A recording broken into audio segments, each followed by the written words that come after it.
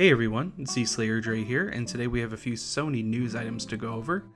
We got a few things announced today, such as the PlayStation 5 Teardown, finally.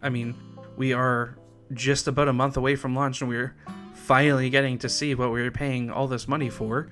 And there was also some new updates to the trophy system, which was quite surprising. It was actually going live, I believe, tonight, so we'll go over all of that in this video. So first of all, it was a fairly short video, just over 7 minutes. It was posted on Sony's official PlayStation YouTube channel, and for some reason they couldn't be bothered to get an English translator, so it's just in Japanese, so you will have to watch it in closed captioning.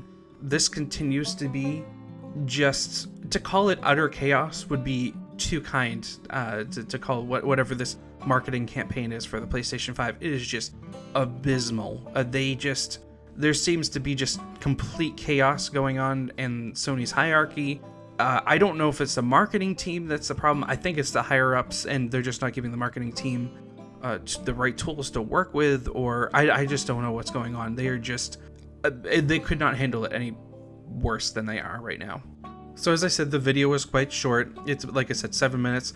They do completely tear down the PlayStation 5, which is nice. You get to see basically everything. The good news is it does seem like it's quite easy to disassemble, which for anyone who has disassembled the PlayStation 4, you know it can be kind of a pain.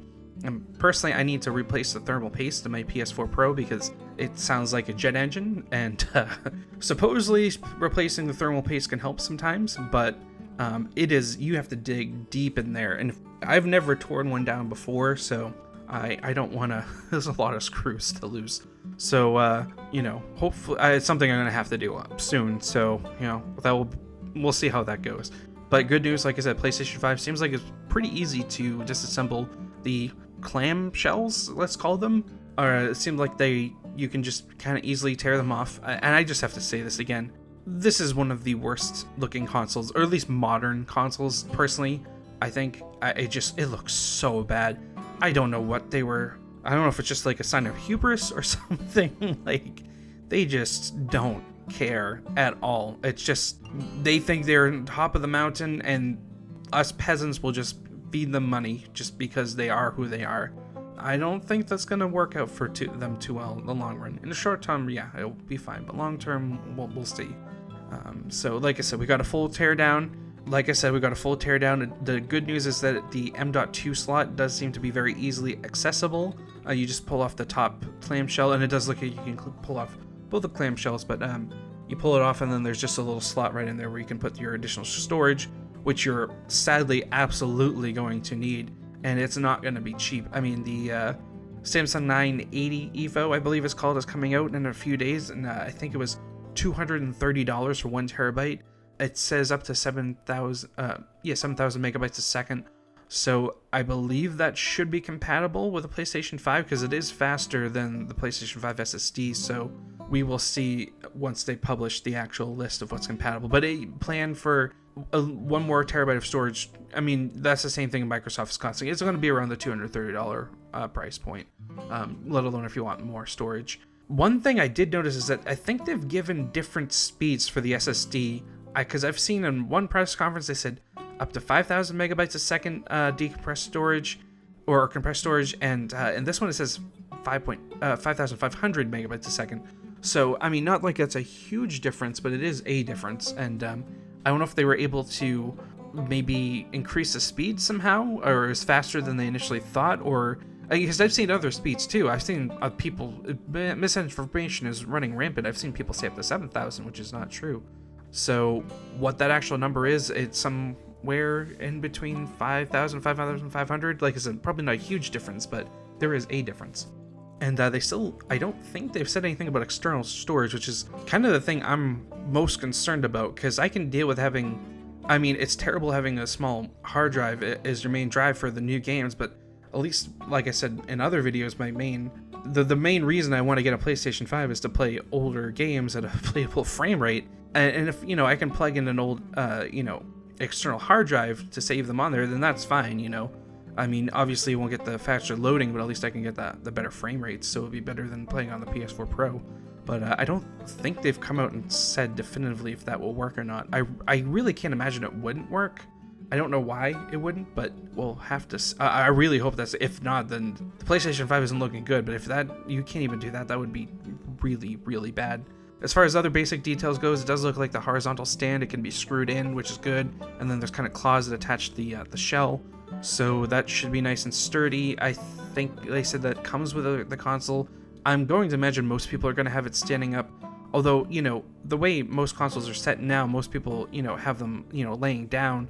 And if you have like a TV stand, if it's quite, PlayStation 5 is quite big, so it's not going to fit in a lot of TV stands going up vertically. So I'm going to imagine that there's definitely going to be at least a decent amount of people putting it down on the side. So there's a little stand for that too. So I don't know. I don't think it really would make a difference. But I wonder if I think heat-wise it should be the same, so I don't know. I don't know if there's really any difference or not. It's not like it runs discs anymore. Anyways, even if you have the disc in there, it's just basically a DRM check. It plays it off the hard drive. So like I said, very easy to disassemble. They went through some of the inner parts finally. It does look like it has a 350 watt power supply, which is lower than I thought it would be. That is very low, although I guess this is a console, and that is one of the ways that they do cut cost. And they have a pretty weak processor and graphics card in there, so I mean, I guess it's not that big of a stretch. And especially the graphics card is overclocked. That is one of the highest clocks I've ever seen, so it does seem like they were trying to save as much money.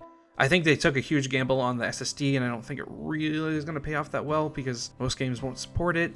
They really had to figure out a solution to get a cheaper graphics card, but just overclock it as much as possible. And so they do publish the speeds of the graphics card and the CPU, but those actually can't go at those speeds at the same time. It's one or the other.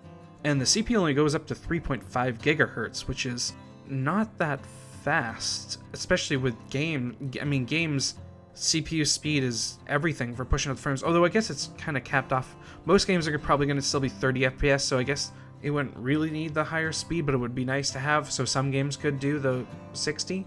But yeah, it's really low, but you can only have one or the other, so I think that's going to provide some challenges for third-party developers. The first party will figure out ways around it, but third party is going to be more difficult for them to program around that. So as far as it looks like, and because of that crazy high clock on that the graphics card, you're going to need some serious cooling for that, and this thing has some serious cooling. It has a massive heatsink which creates a vapor chamber. The thing was massive. I mean, I haven't torn down many consoles, but I'm going to go out on a limb and say that's probably one of the biggest heatsinks I've seen, or vapor chambers rather. So, and that's on top of a massive fan, 144 millimeter fan. It's 35 millimeters thick, although I've seen different reports on the side. I've seen like at least 3 different sizes for that. I believe that's what it said in the video. Definitely check the main video for the information. I'll correct it in writing if I'm wrong. On top of those 2 cooling solutions, they are also using liquid metal cooling instead of a thermal paste, which I've looked into a little, and it definitely can be more effective than thermal paste, but there are some drawbacks to it. One of the main ones being that it can spill out and leak onto other components and damage them. I guess it's not compatible with aluminum, although I don't know if anything in which some parts are. I would imagine, since they're using the liquid metal cooling, that they just chose different metals than aluminum for their parts, or maybe at least they're not close to it. And it's actually hazardous if you spill it. So yeah, I mean, there's definitely some drawbacks. I don't know if it would ever need to be replaced, but I mean, if it does spill out, then I don't think you'll be able to replace it yourself. It's not like thermal paste dries up now. You can just go in and, it's a pain, but you can go in and do that yourself. So something I'm not too knowledgeable about. I've never really heard of liquid metal cooling until recently, so I just don't know as much about it. So something I'm curious to find out about. I guess one of the big things about the system design is to make it be quiet and cool, which is really good news, because the original PlayStation 4 and the original PS4 Pro model, they sound like jet engines. They run extremely hot, especially if you have an older one. They did do a redesign to the PlayStation 4 Pro like a few years after it released. Unfortunately, I have the original model, but the newer one has a much quieter fan, although I guess it does run hotter. That is a drawback there. So it seems like they're trying to go for the best of both worlds, but we did see a lot of reports earlier that they were having trouble because the heating solutions were so expensive. They were having trouble, getting costs down. And it does seem like those reports were absolutely accurate. I believe that's through Bloomberg, who also said that they were having shortages of PlayStation 5s, which Sony has denied. So it does seem like Bloomberg, like it does seem like they are usually on point with their reporting. I don't know why they would just make something up. Yeah, so there we have it. We have a quick teardown. So it's nice to finally see it. This is looking like another PlayStation 3. I mean, it's although the PlayStation 3 was powered in compute ways, like for gaming. I mean, if I've gone back and played the PlayStation 3, it is a nightmare. There, stuff you think frame rates are bad now. Oh my god, especially late in the life cycle PS3 stuff, they were horrendous frame rates, like slideshows in some games, just insane. So this one's looking underpowered. It looks like even beginning of generation, we're going to be getting 30 FPS games, and I'm guessing mid to late generation, it's going to be sub 30 FPS. So.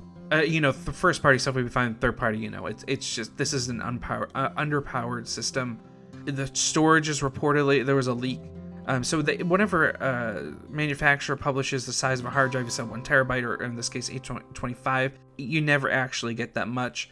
They'll never actually say the amount. The operating system takes up a certain size, and you have other things. So I think it was 660 gigabytes that we're actually get in this leak, which seems about right, and that is minuscule. I know they said that they'll be able to make games smaller, which it doesn't look like that was true from looking at the first few games coming out.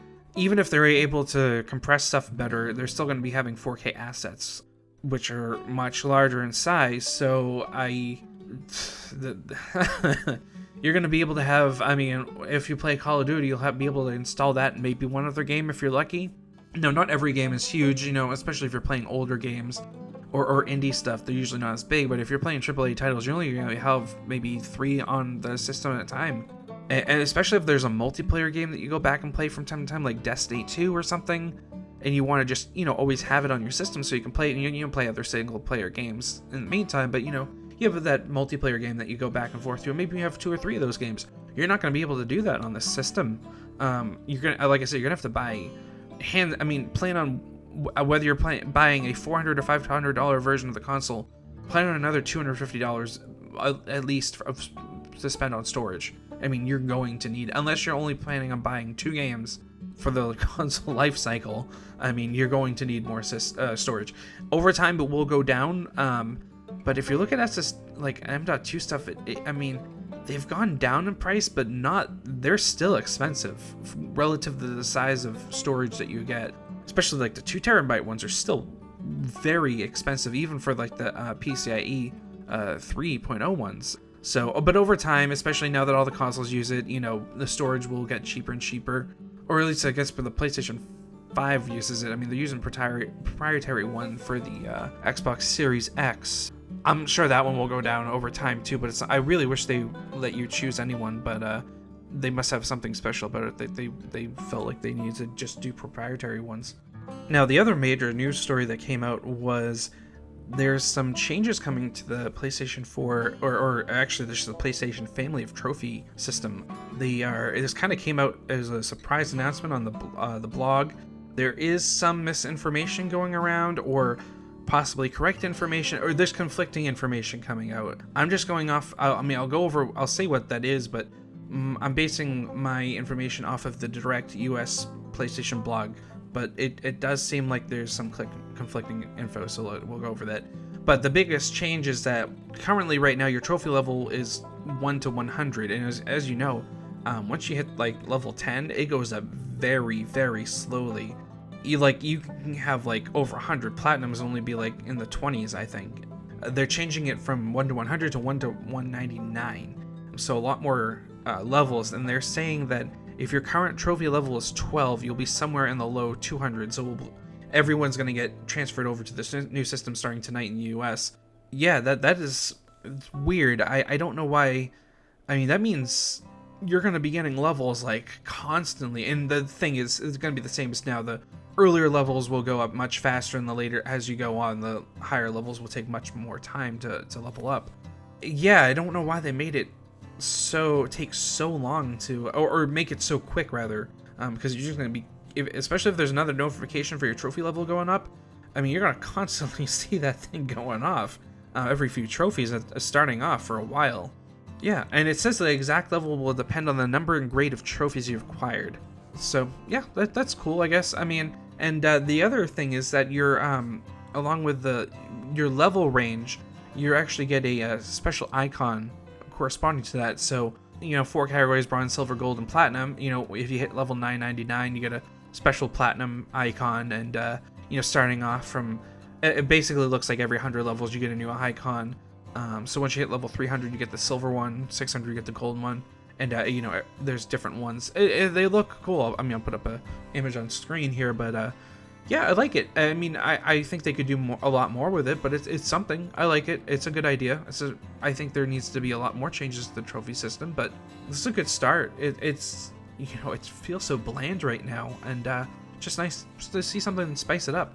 Now, the other thing that's coming out, so on this official blog, it says nowhere about this, but there have been people saying that there will be trophy tracking coming out, and I did a bit of digging, and I saw videos post up this information, and I had no idea where they got it from, because even I looked at all the major news publications that covered this story. None of them mentioned anything about trophy tracking. As far as I can tell, supposedly the French PlayStation blog said something about trophy tracking, and that's where people are getting it from. So this seems like Sony is just, I don't know why they wouldn't put it on. Like, that is a huge feature that people have been begging for years, and that every other system has. I mean, it's mind-boggling that the PlayStation system doesn't have it in there, especially since the system needs to track the trophies anyways. Why they can't just make a UI graphic showing us the tracking is just beyond me. Like I said, it seems like people are getting from that, so I don't know. Like I said, it just seems like Sony is just chaotic right now. They just have, I don't know what's going on with them. In the US PlayStation blog, it specifically says there will be no changes to the trophies already earned or trophy information such as unlock requirements. So I feel like that's a pretty definitive statement that we will not get, trophy tracking, and which really sucks. I was actually, the first thing I noticed about this was that, and I was pretty even though the new levels is, I mean, it's whatever, but the icons are nice, but the trophy tracking is really what we need, the basic functionality. I mean, like I said, I can't believe that's not even a part of it as it is already. So either we have some very conflicting information here, so I don't know what's going on. Like I said, I'm just going off the official US PlayStation blog.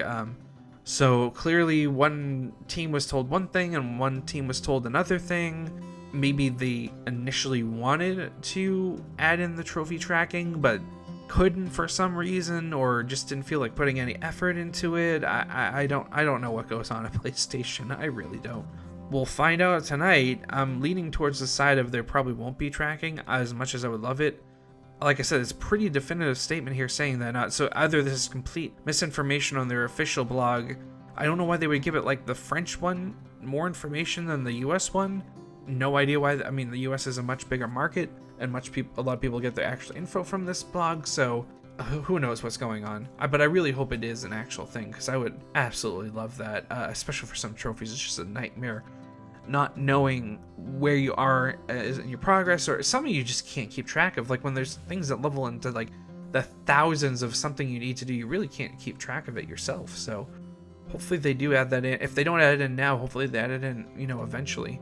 So, and another thing is that trophies will carry on to the PlayStation 5. I mean, of course they were, but I mean, there's official confirmation now that they will carry over. So, I mean, obviously they're going to do that. So the one thing I am interested in is why they chose this time, because I don't think this is a PlayStation 5 feature. I think this is them seeing a lot of people. So obviously a lot more people are stuck at home. A lot more people are, playing games now. And what I've noticed is that it seems like a lot more people are trophy hunting now. Especially look at like the big profile list, like Ghost of Tsushima. That has an insane platinum percentage. Like last time I checked was 12.5%, and it goes up every time I check it. And that is a grindy, boring platinum. But the thing about trophies is platinums especially, they take a really long time to. So I think they added this in because they saw more people. They want more people to get into the trophy hunting ecosystem. Because the thing is, if someone trophy hunts, they're more likely to play a game longer, and if a game has microtransactions or DLC that make the game or grind quicker, they're more likely to buy those, you know, to get the platinum trophy, because, you know, at a certain point you really annoyed and you just want it to be finished. So I think it is for that reason. You know, obviously, even if it's a third-party game, they get a cut of the microtransactions sold on their storefront. So I think it's for that reason. A lot of trophies you will find actually do basically require you to buy loot boxes or microtransactions to complete, because they're almost impossible to do without. So I've run into a few, luckily didn't prevent me from getting a platinum, but it has prevented me from getting 100% in 2 games now, where those you basically had to buy loot boxes to get the trophy. So that was really disappointing. But that would be my best guess as to why they're doing that now. But, you know, it's a fun community part of it. But like I said, it needs a lot of... if they actually cared, there's so much more they could do with it. But they just won't. They just don't care. If they actually listen to the community, see what we needed and what we wanted and ways to improve it, I mean, that would be one thing. But this is just the bare minimum. Not even. I mean, if they don't add in... Trophy tracking is the bare minimum. So unless they add it in, they're still flying below the bare minimum of what they need to do to make a functional system, or a reasonably functioning system. So time will tell what happens. So let me know down in the comments, did you enjoy the PlayStation 5 takedown? Did it bore you to tears? Because they were just talking like, I have never seen someone look so bored to announce a giant new product that is basically keeping their company afloat. Like, seriously. I don't know what they're doing over there. I mean, but were you happy to finally see a teardown of the PlayStation 5? Was there anything that surprised you about it? Do you feel like you're gonna need to buy extra storage, or is the 600 and whatever gigabytes gonna be enough for you? You know, how do you feel about this new trophy leveling system? Like I said, I think it's fine. You know, like I said, the icons seem nice, so you know, there's that. So let me know down in the comments how you feel about it. Anyways, thanks for watching. Make sure you subscribe, and if you did enjoy the video, hit the like button, and I will see you all in the next video.